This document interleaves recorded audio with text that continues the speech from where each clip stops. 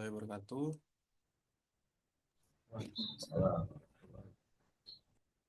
Selamat sore teman-teman semua. Mohon maaf sekali lagi ya, karena jamnya saya rubah karena memang saya nggak bisa ngajar di siang hari ya, karena urusan pekerjaan. Karena saya kerja dari pagi sampai sore, jadi pulang kerja baru sempat ngajar. Dan saya juga mohon maaf ya sebelumnya karena beberapa pertemuan belakangan kita sempat skip karena saya ada kegiatan di luar. Kayak minggu kemarin mana ya saya ya? minggu minggu lalu saya ini apa, awas ujian kompetensi ya, itu SMK, dan ada beberapa kerjaan yang lain. Dan ini kayaknya kita juga nggak lama-lama karena di rumah saya ini kayak badai gitu, takutnya kena petir ya, peralatannya nggak boleh modal. Dan terus terang teman-teman, di kelas ini kita pertemuan berapa seharusnya? Pertemuan berapa ini kita nih, dua atau tiga? Dua sih, Pak. Ini ini pertemuan dua baru atau tiga? Dua atau tiga? Tiga sih. Ketiga, Pak. Ketiga, Pak. Oke. Oke. Nah, jadi teman-teman di kelas kita karena kita online itu kan eh, banyak ininya ya, banyak minusnya gitu ya. Karena satu, terus terang kelas kita adalah kelas praktikal yang dimana seharusnya itu kita praktek ya, saya awasi langsung gitu, kasih tugas. Cuman karena keterbatasan, eh, jadinya kita online. Teman-teman itu harus lebih proaktif dalam artian kalau misalnya ada kerja, ada tugas ya dikerjakan, ada modul mohon dikerjakan juga ya. Itu saya udah kasih bahan di grup, eh, bahan ajarnya, di mana itu adalah modul. Teman-teman itu bisa dicek terkait dengan materi kita, yaitu HTML, CSS, dan sedikit JavaScript. Itu untuk web satu. Dan kalau slide saya eh, tidak ini ya, tidak sekompleks bahan ajar yang saya berikan itu share. Sebenarnya saya juga ambil bahan belajarnya juga dari ini ya, dari Kemendikti Saintek. Jadi pakem kita adalah em, itu ya, jadi dari Kemenristek ya. Jadi teman-teman itu silakan dibuka-buka, dipraktikkan ya. Kemarin di pertemuan-pertemuan awal saya sudah instruksikan untuk teman-teman semua install web browser, berikutnya ada kode editor sama web server ya. Kita sepakat kalau kemarin itu pakai SAM. Apakah itu sudah diinstal di laptop teman-teman masing-masing? Sudah sih, Atau Pak. ada yang nggak punya laptop mungkin, atau nggak punya komputer di rumah? Ada nggak? Karena itu menjadi kendala juga ya, karena nggak mungkin kita pemrograman web kita nggak pakai laptop gitu. Kita mau ngodingnya pakai apa? Ya kalau misalnya itu menjadi keterbatasan, mohon dikomunikasikan saja. Jadi eh, saya bisa agak sedikit memahami. Ada yang di rumahnya nggak ada laptopnya atau komputer di rumah? Ada ya, aman ya. Oke. Dalam di hari ini ya, eh saya mau remind aja tadi, ya udah saya mention di awal sebelumnya. Teman-teman wajib install itu web browser, eh, VS Code atau kode editor. Ya saya sebenarnya kode editor bebas aja.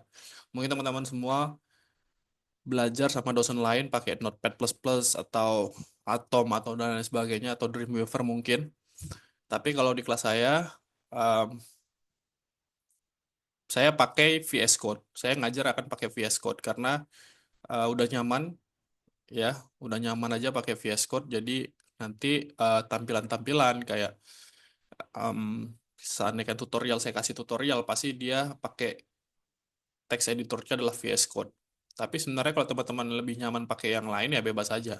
Ya karena di dalam pelajaran ini kan kita basic ya, yang esensial aja. Itu ya, pertama web browser, berikutnya adalah text editor, baru em, servernya, web servernya kita pakai yang gelondongan aja, pakai SAM. Ada pertanyaan sampai sini atau belum ada yang install di laptopnya? Nah, kayaknya kalau cara nginstal itu nggak usah saya ajarin lagi lah ya kan. Download, install tuh. Kayaknya kemarin udah saya kasih juga linknya. Atau misalnya belum, nanti saya akan mention lagi di grup untuk web browser, VS Code-nya, ya, text editornya, maupun eh, servernya, web server. Jadi mungkin di dalam kelas ini saya akan pakai SAM atau Laragon. Tapi pada dasarnya sama aja, ya. Nah, dalam pertemuan kali ini, eh saya mohon izin karena nggak bisa lama-lama. Bukan karena saya nggak bisa lama-lama, karena di sini hujan petir ya. eh di sini saya mau share aja terkait dengan buku ajar atau modul yang digunakan. Di sini, tunggu, wait, saya ulang lagi.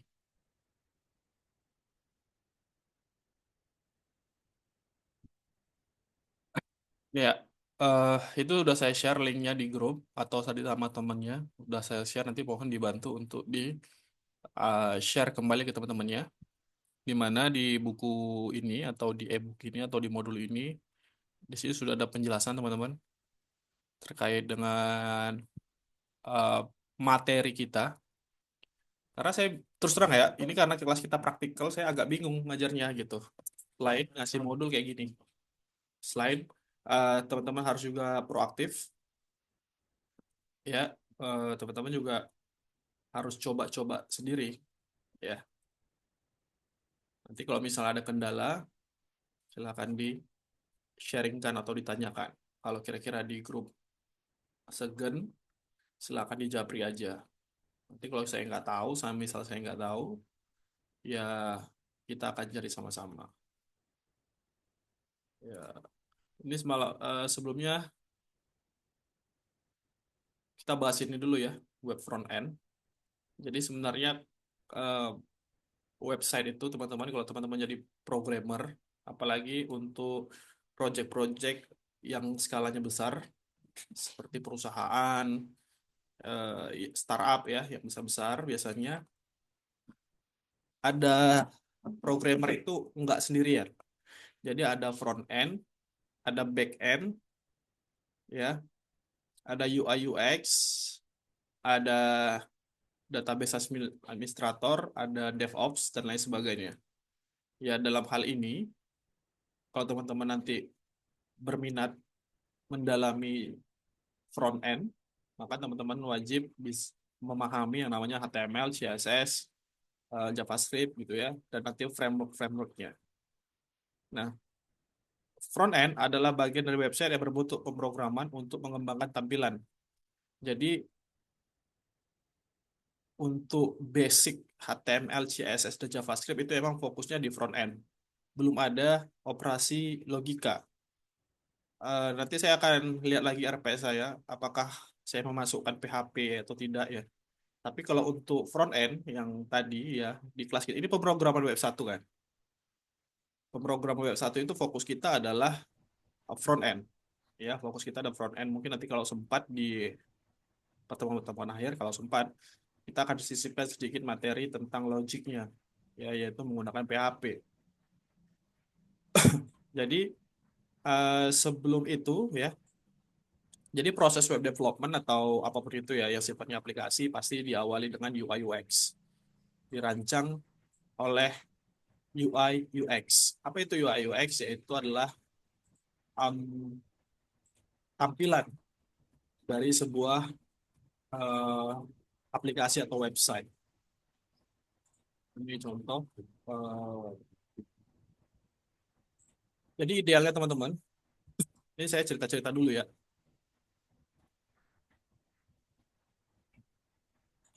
Jadi idealnya ketika merancang atau mau bikin website, ya katakanlah dalam konteks ini website ya, kita perlu di awal merancang ya, tampilannya seperti apa, logikanya bagaimana, database-nya seperti apa, gitu ya.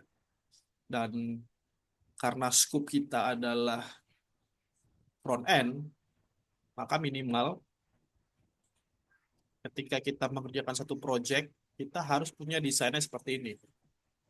Ya, ini salah satu portofolio saya, website kantor ya. Nah, logiknya adalah ketika nge-develop, nge-slicing jadi code, kita perlu tuh desain kayak gini, ngerancang seperti ini ya.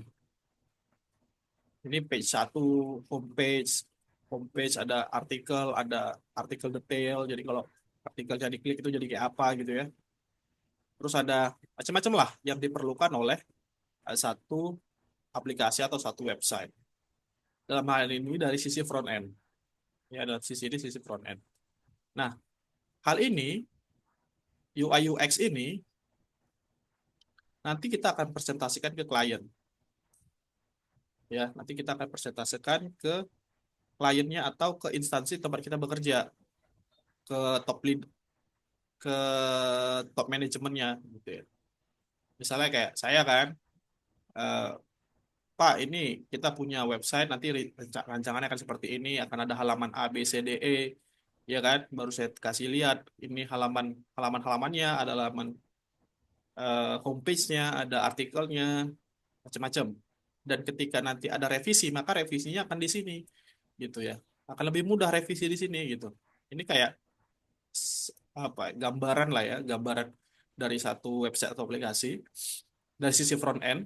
Oh, jadi misalnya ada, oh kayaknya ini logonya nggak boleh lah di sini. Nah, kita ganti.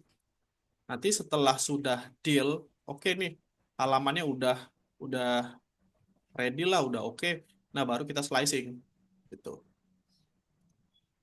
Nah, kerjaan ini namanya UI UX.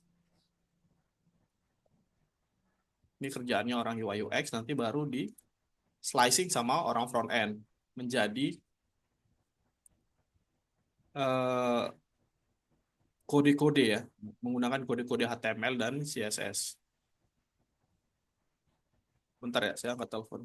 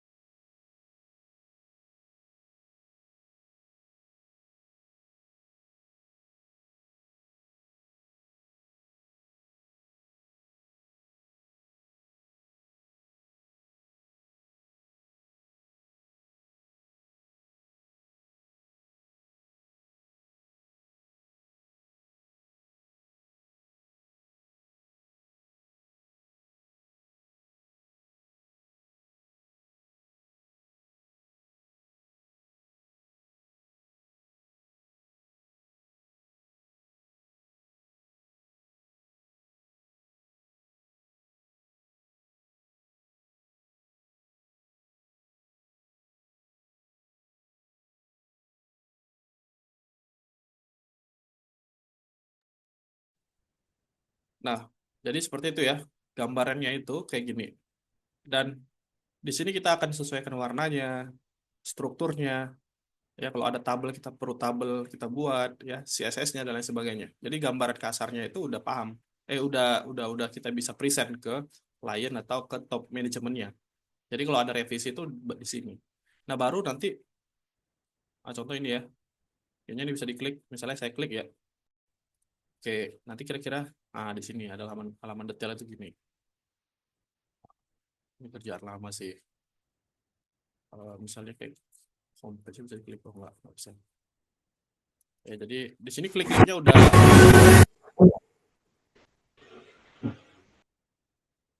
diklik udah kelihatan ya gitu.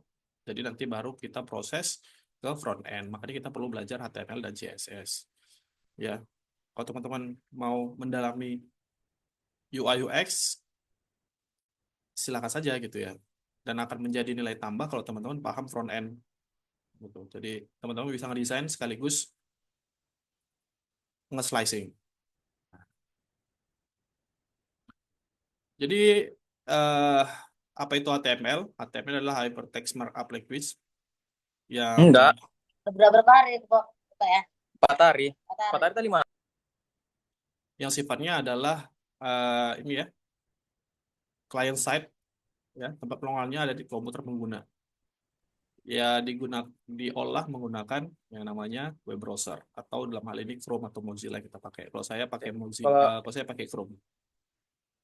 Ya ada yang saya tanya tadi. Nah, jadi kalau HTML itu dia lebih ke structure. Ya, kalau kita mau buat, bayangkan website ini kayak bangunan, ya, maka HTML ini seperti kolom-kolom atau struktur bangunannya, kayak tiang-tiangnya. Ya, kalau kita ngebayangin, saya ulangi lagi, kalau kita ngebayangin website itu seperti bangunan, maka HTML ini adalah strukturnya, struktur rangka-rangkanya gitu ya. Baru berikutnya ada estetikanya menggunakan CSS. Baru nanti ada behaviornya, kayak misalnya kayak di rumah itu kita mau pasang pagar remote mungkin, atau misalnya kayak lift, itu analoginya kayak JavaScript. Nah, jadi kayak gitu analoginya ya. Jadi HTML itu kerangkanya, structure-nya, structure dasar. Baru nanti kita akan tambahkan estetika menggunakan CSS. Ada beberapa hal yang teman-teman wajib eh, tahu dari HTML, yaitu tag, eh, struktur dasarnya. Ada yang kita kenal dengan namanya tag atau tag HTML, artinya ini adalah code-code yang sifatnya udah pakem, ya, kayak heading, ya, title, body. Nah, itu sifatnya sudah pakem, ya. Jadi dalam satu structure HTML tuh wajib ada title-nya, ada body-nya gitu ya. Apabila kita untuk em, mengikuti persyaratan code yang baik. Tentunya kita harus mengikuti prerequisite atau eh, supaya kode kita itu ke depannya bisa di leverage ya, atau di scale up ya. Maka kita harus menggunakan struktur yang baku, yang orang semua pakai gitu ya. Jangan asal-asal aja. Kenapa? Kalau asal-asal aja mungkin jalan, mungkin tampilannya akan bagus juga ya kan. Tapi kalau tidak ngikutin struktur, nanti kalau mau scale up, kita mau kembangin itu sulit. Atau kita misalnya mau pindah tangankan, itu sulit. Nah, makanya kita harus memahami yang namanya struktur-strukturnya.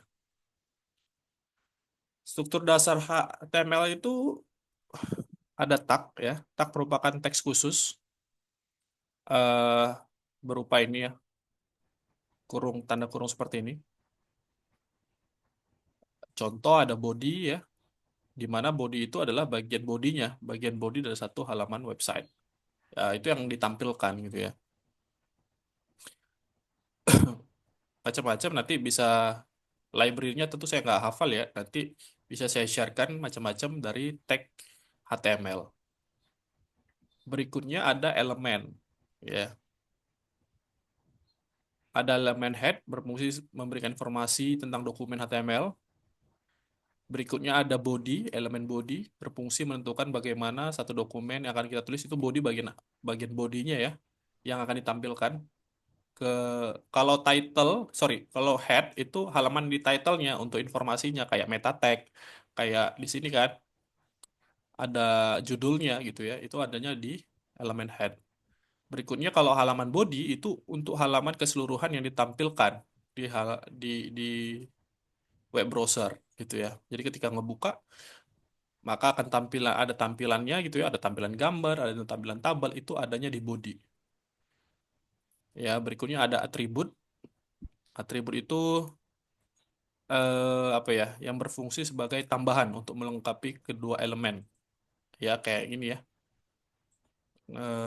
Kayak color, teks, atau misalnya kita mau bikin satu page, page-nya kita mau kasih warna atau contoh kayak gini ya, ini abu-abu, maka dia background color-nya kita kasih gray misalnya. Itu menggunakan apa? Atribut. Nanti teman-teman sini bisa dipahami untuk eh tag bodinya, tag body dan atribut.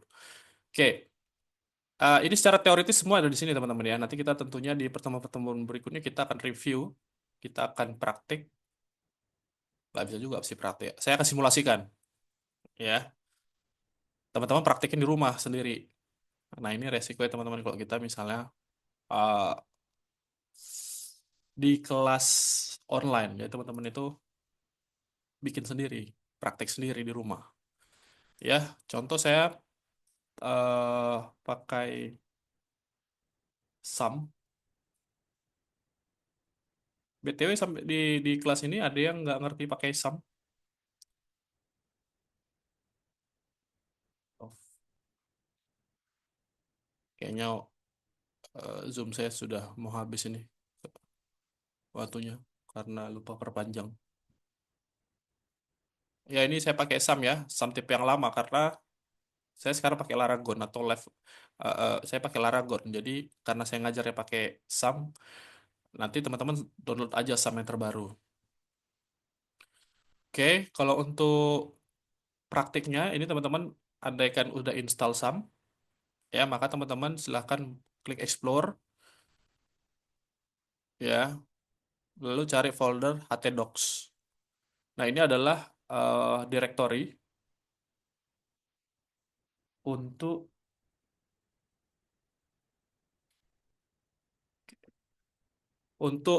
file kita atau aplikasi kita ya. Contohnya punya saya ada banyak, ya mulai dari project-project sampai yang eh, kerjaan untuk belajar-belajar ya. Misalnya kita buat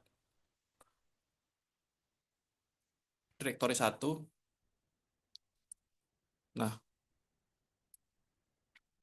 lalu di htdocs ini, di dalam folder htdocs itu ada aplikasinya atau file kita, ya.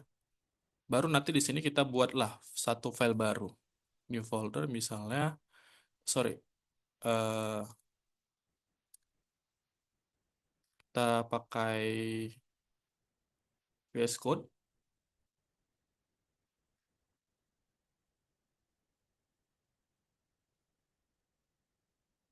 Jadi strukturnya begini ya teman-teman ya. Pertama install dulu ini SAM. Nanti saya akan kirim linknya kalau emang belum belum ada atau belum memahami yang install. Berikutnya teman-teman buka di sini tadi explore, ya maka akan tampil directory utamanya. Cari htdocs. Jadi folder yang di running itu ada yang di dalam htdocs. Jadi aplikasi kita itu atau file kita atau program kita itu harus ada di htdocs, ya. Baru kita buat directory baru, directory baru. Inilah directory untuk simpen aplikasi kita atau untuk menjalankan program kita gitu ya. Nah, eh,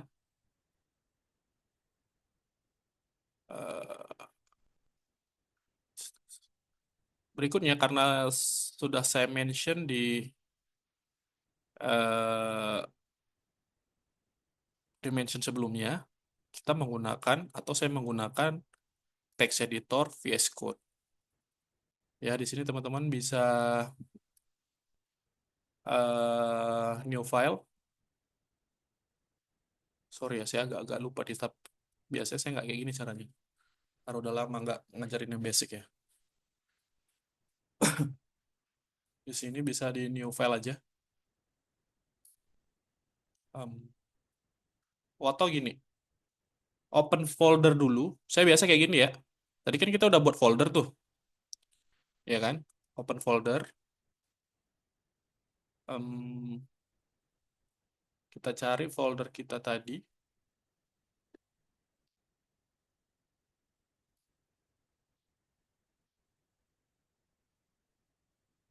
di htdocs web 1 ya, di SAM htdocs web 1.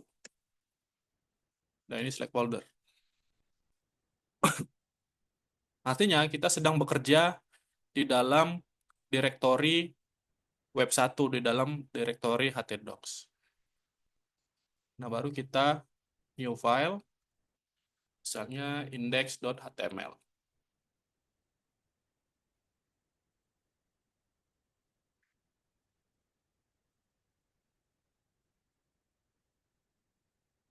Ya, jadi kita saat ini sedang bekerja di dalam direktori web 1. Ya, eh,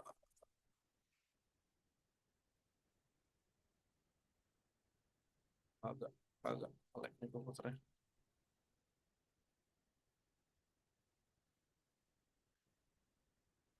Oke, untuk sampai sini ada pertanyaan?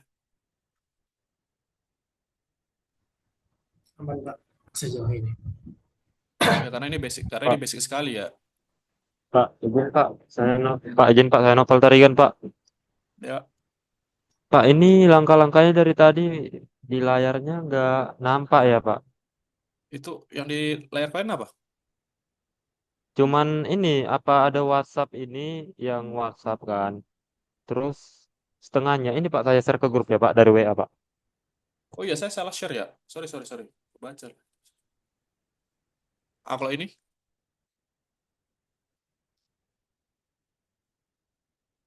Oh, ini udah kelihatan nggak lu? Apa Pak? Untuk sampai P ya. Untuk tampilan awalnya sampai P. Sudah Pak. Sampai P ya? Ya, sorry, sorry ya. Dari tadi berarti saya cakap-cakap nampilkan ini yang salah ya? Iya Pak, takut Iya Pak. potong pembicaraan Bapak kan. Aduh, nggak apa-apa. Kalau misalnya salah dipotong aja. Ya, saya harus ulang lagi berarti. Ya Pak. Oke ya. Jadi ini modulnya sudah saya sharekan.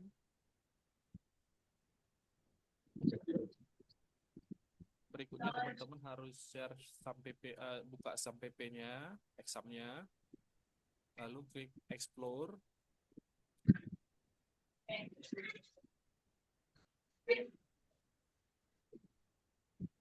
Baru di htdocs. File program kita tuh dia ada di htdocs. Baru kita buat file directory baru.